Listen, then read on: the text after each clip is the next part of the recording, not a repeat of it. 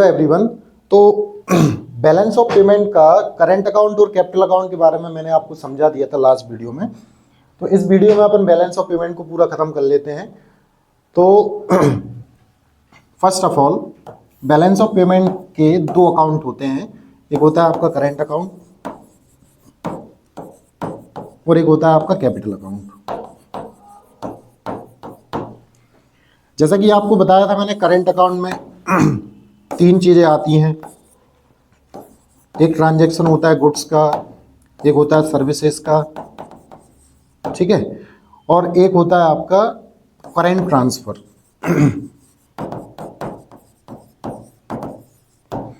और capital account में वो चीजें आती हैं जो असेट्स एंड लायबिलिटीज से जुड़ी होती हैं।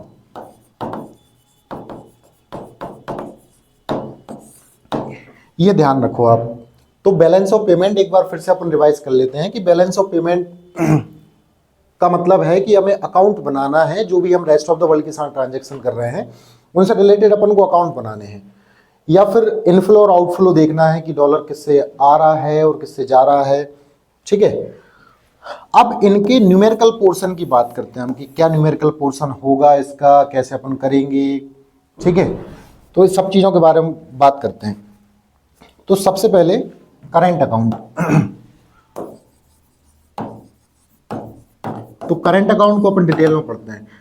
अब मैं आपसे ये पूछूं कि करंट अकाउंट क्या होता है, ये तो आप बता दोगे कि ऐसा अकाउंट जहां पर अपन गुड्स एंड सर्विसेज का ट्रांजैक्शन रिकॉर्ड करते हैं एक कंट्री से दूसरी कंट्री के साथ, डॉलर का इनफ्लो और आउटफ्लो, वो करंट अकाउंट में अपन रिकॉर्ड करेंगे। लेकिन न्यूमेरिकली थोड़ा सा फंस जाते हैं। तो करंट अकाउंट में एक चीज होती है आपकी बैलेंस ऑफ ट्रेड।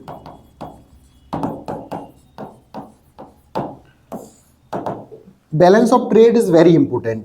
अब मैं पूछ रहा हूं आपसे कि गुड्स का कितना बैलेंस है, कि कितनी गुड्स गई होंगी और कितनी गुड्स हमारे पास आई होंगी, उसका बैलेंस बताइए आप। तो बैलेंस ऑफ ट्रेड का सिंपल फॉर्मूला होता है export of goods minus import of goods.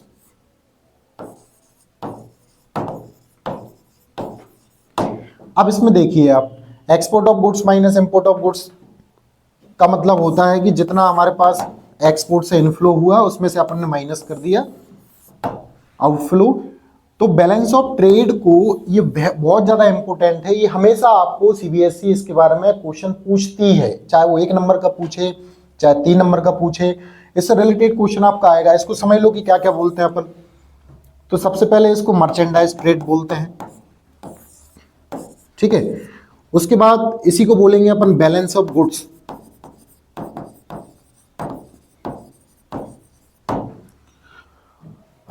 या बोलेंगे अपन बैलेंस ऑफ ट्रेड। तो export of goods minus import of goods. अब मैं पूछ रहा हूं आपसे कि सर्विसेज का बैलेंस बताइए। तो ये ध्यान रखिए आप, ये कभी कभी क्या होता है, यदि एक्सपोर्ट आपके ज्यादा है और इंपोर्ट कम है तो आपको सरप्लस में हुआ, और यदि एक्सपोर्ट कम है और इंपोर्ट ज्यादा है तो आप डेफिसिट में चले गए। और डेफिसिट का मतलब होता है घाटा। फिर से समझने की कोशिश करो। बैलेंस करंट अकाउंट में गुड्स, सर्विसेज और क्या बोलते हैं करंट ट्रांसफर आता है। तो तीन चीजें देखिए आप, गुड्स हो गया हमारा, सर्विसेज हो गई, करंट ट्रांसफर हो गए। तो इसमें सबसे पहला हो गया न्यूमेरिकल करना है अपन को इसमें। तो सबसे पहले बैलेंस ऑफ ट्रेड निकालने की कोशिश करते हैं। बैलेंस ऑफ ट्रेड क्या, हमें नहीं पता, या ट्रेड बैलेंस ही बोल सकते हो। तो बैलेंस ऑफ ट्रेड को अलग अलग बोला जाता है। सिर्फ गुड्स का ट्रांजैक्शन देखना है अपन को, किसी चीज का नहीं देखना है।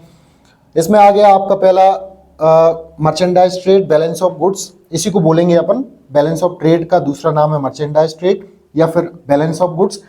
जब हमारे एक्सपोर्ट ज्यादा होंगे इंपोर्ट से तो वो सरप्लस कहलाएगा, और एक्सपोर्ट कम होंगे इंपोर्ट से तो वो डेफिसिट होगा। डेफिसिट का मतलब होता है घाटा, कि हमारा इनफ्लो कम हुआ और आउटफ्लो ज्यादा हुआ, मतलब हमारे पास डॉलर कम आया और चला ज्यादा गया, तो घाटे में है हम। अब सुनिए और ध्यान से। उसके बाद हम बात करेंगे बैलेंस ऑफ सर्विसेज। आपको बस यही फॉर्मूला लगा लेना है, export of services minus import of services, export of services minus import of services. अब आपसे पूछा गया नेक्स्ट, अब आपसे पूछा है balance of goods and services.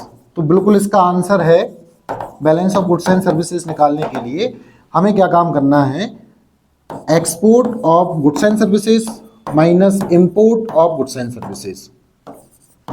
ये फॉर्मूला आप लगा दोगे, जो तीनों बैलेंस निकल आएंगे।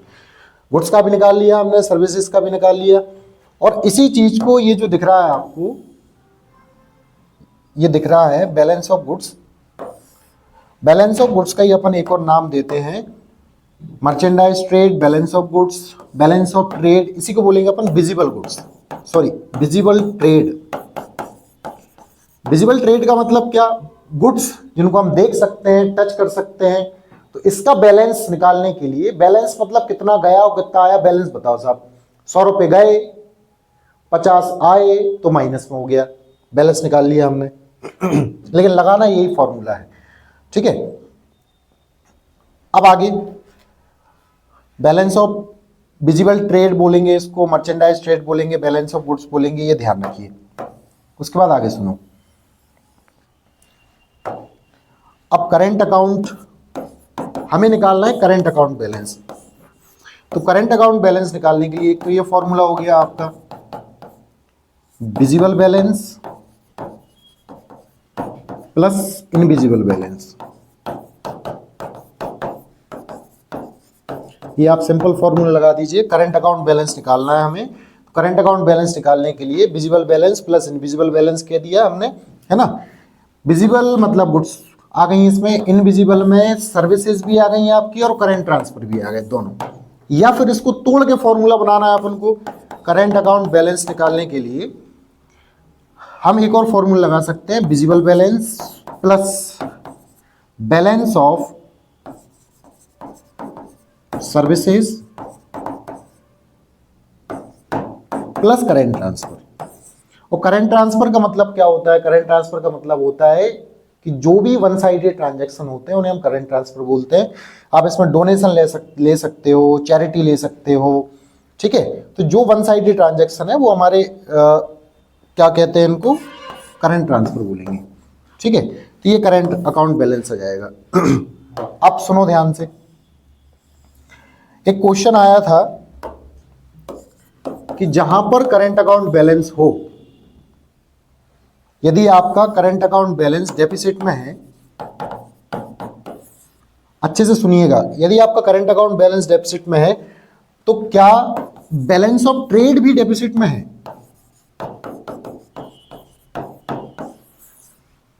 वो पूछ रहा है कि यदि आपका करंट अकाउंट बैलेंस डेफिसिट में है तो बैलेंस ऑफ ट्रेड भी डेफिसिट में रहेगा। अरे भैया, इट इज नॉट नेसेसरी। क्यों जरूरी नहीं है? अब balance of current account balance deficit में, डेफिसिट का मतलब होता है ये माइनस में चला गया। माइनस में इसलिए गया होगा भैया सर्विसेज की वजह से। सर्विसेज हमने कभी एक्सपोर्ट ही नहीं की होंगी, इंपोर्ट ही इंपोर्ट हो रहा है उसका सर्विसेज का, ठीक है। तो आप इसको मना कर दो, नहीं भैया ऐसा नहीं होगा, बैलेंस ऑफ ट्रेड थोड़ी ना, जरूरी नहीं है, मतलब हो भी सकता है और नहीं भी हो सकता। तो आप उससे कहो कि सर्विसेज वाला ट्रांजैक्शन जो रहा होगा वो माइनस में गया होगा, ठीक है। करंट ट्रांसफर वाला ट्रांजैक्शन रहा होगा वो माइनस में रहा होगा। तो कैसे अपन बैलेंस ऑफ ट्रेड को डेफिसिट में बोलेंगे? इसको यदि सादे सिंपल भाषा में अपन ऐसे समझे कि साहब आपने सबको जोड़ के किया तो विजिबल बैलेंस तो 100 था साहब प्लस का, लेकिन जब बैलेंस ऑफ सर्विसेज की बारी आई तो ये माइनस में था आपका 200, ठीक है। और करंट ट्रांसफर की बारी आई तो ये भी माइनस में था आपका 100। तो क्या हो रहा है आपके साथ, करंट अकाउंट बैलेंस ट्रांसफर में हो रहा है, इसे 100 से 100 काट दो तो करंट अकाउंट बैलेंस माइनस में आया आपका, current account balance is equal to -200, ठीक है। पूरा कैलकुलेशन करने के बाद यदि आपके पास कोई भी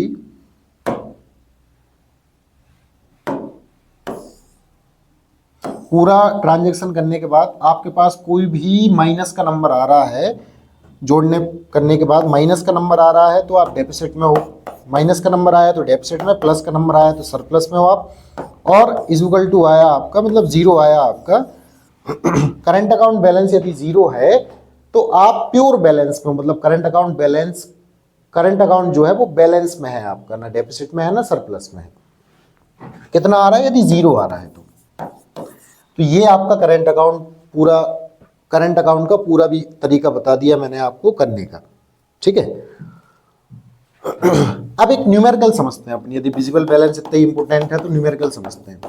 उन्होंने बोला आपसे कि करंट विजिबल बैलेंस दिया है माइनस का, या वो कह रहे हैं कि विजिबल बैलेंस है डेफिसिट में, तो डेफिसिट में है साहब 200, और वो बोल रहा है कि इंपोर्ट है आपके 500। देखो यदि विजिबल बैलेंस आपका डेफिसिट में है तो मन में ये बसा लो आप कि एक्सपोर्ट हमेशा कम होंगे इंपोर्ट से, ठीक है। ये मन में बना लेना है आपको कि एक्सपोर्ट आपके कम है इंपोर्ट से, तो हमेशा आंसर आपका इससे कम ही आने वाला है। अब करके देखते हैं अपन। तो जब डेफिसिट में है तो आप माइनस लगाओ यहाँ पर, -200 इज इक्वल टू एक्सपोर्ट की वैल्यू कितनी है, एक्सपोर्ट की वैल्यू x है, इंपोर्ट की वैल्यू 500 हो गई। इस 500 को इस साइड लेके आ जाओ, तो -200 plus 500 is equal to x, ठीक है। तो आंसर आ गया आपका 300 इज इक्वल टू एक्सपोर्ट, ये ध्यान रखिएगा। तो इससे आपका करंट अकाउंट बैलेंस पूरा कंप्लीट हो जाएगा। उसके बाद बात करते हैं अपन कैपिटल अकाउंट की। तो कैपिटल अकाउंट में ज़्यादा कोई न्यूमेरिकल नहीं करना है, you just focused on investment and borrowings, जो कि आपको पिछली वीडियो मैंने आपको बता दिया था। अब एक और चीज, अब जो डिस्कशन नहीं किया था हमने उस पर डिस्कशन करते हैं रिलेटेड टू आरबीआई। अब आरबीआई के बारे में आप सुन लोगे तो ये लगभग पूरा चैप्टर खत्म हो जाएगा। बस आरबीआई के बारे में और सुनना है, इसके अलावा और भी कुछ भी नहीं है इस चैप्टर में। आरबीआई के बारे में और सुनते हैं। तो पहली चीज, आरबीआई क्या काम करती है, आरबीआई अपने पास रिजर्व बनाती है। आरबीआई अपने पास रिजर्व बनाती है काय का, डॉलर का। ये रिजर्व है, ये आप कह सकते हो। और आरबीआई के पास तिजोरी होती है। अब आप बोलोगे कि साहब आरबीआई के पास ये तिजोरी बनी कैसे? तो आरबीआई तिजोरी बनाने के लिए, रिजर्व बनाने के लिए क्या करती है, जो व्यक्ति एक्सपोर्ट कर रहा है या जिस व्यक्ति के पास, ये हमारे देश के लोग हैं, इन लोगों के पास किसी भी कारण से डॉलर आया, ठीक है, तो ये क्या काम करते हैं, आरबीआई कहती है भैया तुम्हारे काम का तो है नहीं डॉलर ही, है ना। मतलब कि कोई भी काम कर रहे हैं, भैया लोन ले रहे हैं बाहर से, इन्वेस्टमेंट आ रहा है हमारे पास, हमारे देश में भी डॉलर आ रहा है, तो आरबीआई कहती है भैया हमारे पास जमा करा दो यार, ठीक है। जमा करा दिया हमने, तो इन लोगों ने आरबीआई के पास डॉलर दे दिया। मतलब जब ये प्लस में थे तो इन्होंने आरबीआई को डॉलर दे दिया अपना। अब क्या हुआ, किसी व्यक्ति को इंपोर्ट करना है तो आरबीआई कहती है बाहर से मत लेना तुम डॉलर, बाहर से मत लेना, हमसे ले लो डॉलर। तो आरबीआई इनको दे देती है डॉलर, ठीक है। तो यहां पर आरबीआई के पास इनफ्लो हुआ डॉलर का, और यहां पे इंपोर्ट के कारण आउटफ्लो हुआ डॉलर का। तो ऐसे रिजर्व कम होता रहता है, बढ़ता रहता है। अब इसको एक सादा सिंपल भाषा में समझिए आप, कि यदि आपका बैलेंस ऑफ पेमेंट माइनस में आ रहा है, सब कुछ करने के बाद, करंट अकाउंट भी प्लस कर दिया आपने, कैपिटल अकाउंट बैलेंस भी निकाल दिया, इज इक्वल टू बीओपी का फॉर्मूला ये हो गया, current account balance plus capital account balance is equal to BOP. यदि आपका ये बीओपी प्लस में आ रहा है, बीओपी पूरा करने के बाद यदि प्लस में आ रहा है बीओपी, तो इसका मतलब ये है कि यदि पॉजिटिव बीओपी है तो आपका ये रिजर्व बढ़ेगा, रिजर्व बढ़ जाएगा, क्योंकि प्लस में आ रहा है मतलब आपने एक्स्ट्रा ट्रांजैक्शन कर दिए। Extra transaction in the sense आपके पास इनफ्लो ज्यादा हुआ है, तो बीओपी आपका रिजर्व आपका बढ़ जाएगा। कब बढ़ जाएगा, जब बीओपी प्लस में रहेगा। अच्छे से सुन लो इसको, ये इंपॉर्टेंट क्वेश्चन है।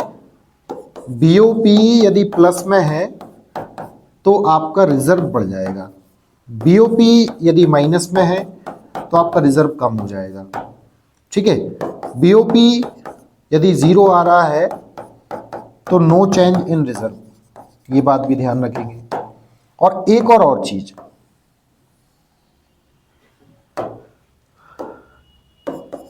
वो कहते हैं, एक लाइन लिखी है बुक में, if the official reserve account is a part of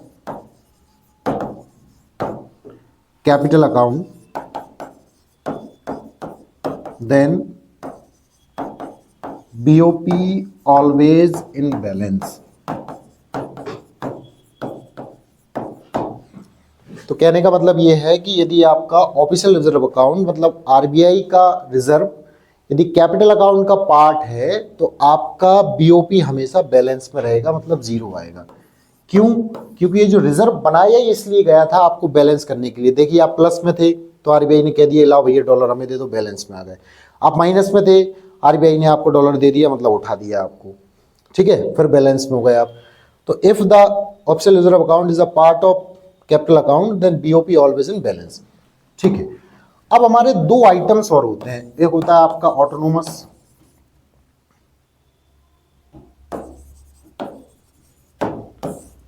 एक होता है अकोमोडेटिंग। आप इनको ट्रांजैक्शन बोल लो या फिर क्या बोल लो, आप इनको ट्रांजैक्शन भी बोल सकते हो या फिर आइटम्स भी बोल सकते हो, ये इंपॉर्टेंट है। पहली बात, ऑटोनोमस ट्रांजैक्शंस किए जाते हैं प्रॉफिट अर्न करने के लिए, ये किए जाते हैं बैलेंस करने के लिए। अब समझना पहले अच्छे से, ये कौन करता है? कंज्यूमर, प्रोड्यूसर और government rest of the world के साथ करती है। डॉलर का आना जाना देख रहे हैं अपन इस चैप्टर में, ध्यान रखना है ना। उसके बाद अकोमोडेटिंग ट्रांजैक्शन है। अकोमोडेटिंग ट्रांजैक्शन कौन करता है? ये आपकी आरबीआई करती है। किसके साथ करती है? कंज्यूमर, प्रोड्यूसर और गवर्नमेंट के साथ। ये आपके अबव द लाइन होते हैं, ये आपके बिलो द लाइन होते हैं। बस इतना सा चैप्टर है, इतना याद रखना है आपको, ठीक है। एक बार फिर से अपन रिवाइज कर लेते हैं इसको। ये थोड़ा सा आप समझिएगा कैसे मैंने न्यूमेरिकल किया है। डेफिसिट यदि आपको दिया रहता है तो आप इसको हमेशा डेफिसिट को माइनस में आप लिखिएगा, सरप्लस दिया है तो प्लस में, वो तो प्लस में तो नंबर होता ही है। ये ऑटोनोमस और अकोमोडेटिंग जरूर याद रखना आप, और खासकर जो आरबीआई का ऑफिशियल रिजर्व अकाउंट है उसको आप अच्छे से पढ़ लेना। और पिछली वीडियो मैंने कहा भी था कि बैलेंस ऑफ पेमेंट से कुछ भी ना आए तो ये तो जरूर आता है कि किसी भी चीज़ का इनफ्लो डेबिट होगा, क्रेडिट होगा, किस अकाउंट में आएगा, उस पर जरूर फोकस करना है आपको 100%। उसके बाद ये इंपॉर्टेंट चीज़ है और आरबीआई। तो दो चीज़ें मैं आपको बता रहा हूँ अभी, फिर भी इतना पढ़ने के बाद यदि आपको लगे कि क्या और इम्पोर्टेंट है, तो हमारे पास इम्पोर्टेंट दो चीज़ें हैं इस चैप्टर में। एक हो गया आपके पास इनफ्लो एंड आउटफ्लो को डेबिट करेंगे या क्रेडिट करेंगे। एक हो गई आपके पास कि balance of trade, visible balance, उसका न्यूमेरिकल हमेशा पूछा जाएगा, ठीक है। Thank you all of you.